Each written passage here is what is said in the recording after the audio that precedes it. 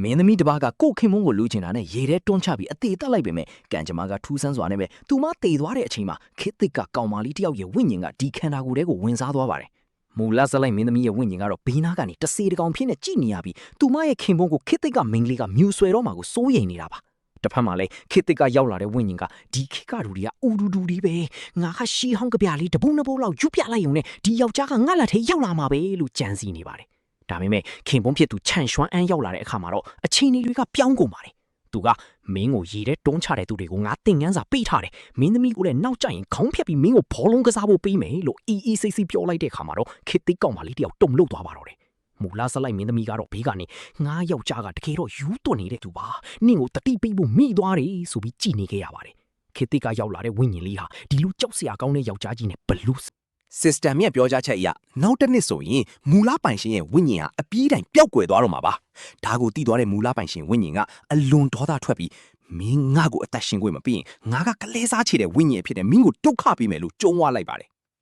ဆက်ရှင်တက်လာတာကမူလပိုင်ရှင်ရဲ့ခင်ပွန်းချန်ဆူးအန်ဟာသူ့ဇနီးအပြုတ်မှုတွေပြောင်းလဲနေတာကိုတန်တရားဝင်လာတဲ့အပိုင်းပါမူလပိုင်ရှင်ရဲ့ဝိညာဉ်ကသူ့အနားမှာကပ်ပြီးကျမတို့၃နှစ်လုံးအတူနေခဲ့တာလေရှင်ကျမကိုမရိပ်မိဘူးလားလို့ငိုယိုပြောနေမိမဲ့သူကတော့မမြင်ရပါဘူး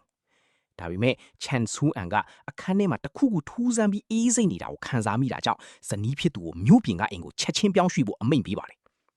နောက်ပိုင်းမှာကိုစားဝင်စားသူကသူတို့ရဲ့နောက်ခံအကြောင်းရင်းကိုသိသွားပါတယ်တကယ်တော့ချန်ဆူးအန်နဲ့ရှမ်းရှူရောက်တို့ကမောင်နှမလို့ခေါ်နေကြပေမဲ့တူးနှိုးချင်းမရှိတဲ့မောင်နှမတွေဖြစ်နေကြတာပါ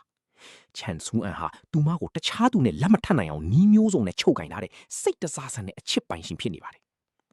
ကိုစားဝင်စားလာတဲ့အမျိုးသမီးကဒီလူတွေကတယောက်မှမယိုးရှင်းဘူးလို့တွေးနေချိန်မှာပဲမူလပိုင်ရှင်ဝိညာဉ်က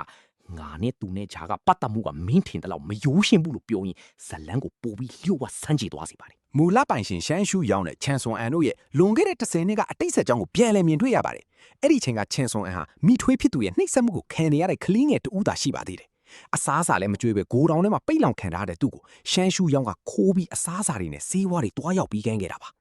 ရှမ်းရှူရောင်းရဲ့ကြည်နာမှုဟာအားကိုးရမဲ့နေတဲ့ချန်ဆွန်အန်အတွက်တော့တခုတည်းသောအလင်းရောင်ဖြစ်ခဲ့ပါတယ်။သူမကသူ့ရဲ့ဒဏ်ရာတွေကိုဆေးထည့်ပြီးုံနဲ့မကပဲစုပ်ပြဲနေတဲ့အဝတ်စားတွေကိုပါကိုယ်တိုင်ချုပ်လုပ်ပေးခဲ့ပါတယ်။ဒီကြည်နာမှုတွေကြောင့်ပဲချန်ဆွန်အန်ဟာသူမအပေါ်အလွန်အမင်းဆွဲလန်းစိတ်တွေစတင်ဖြစ်ပေါ်ခဲ့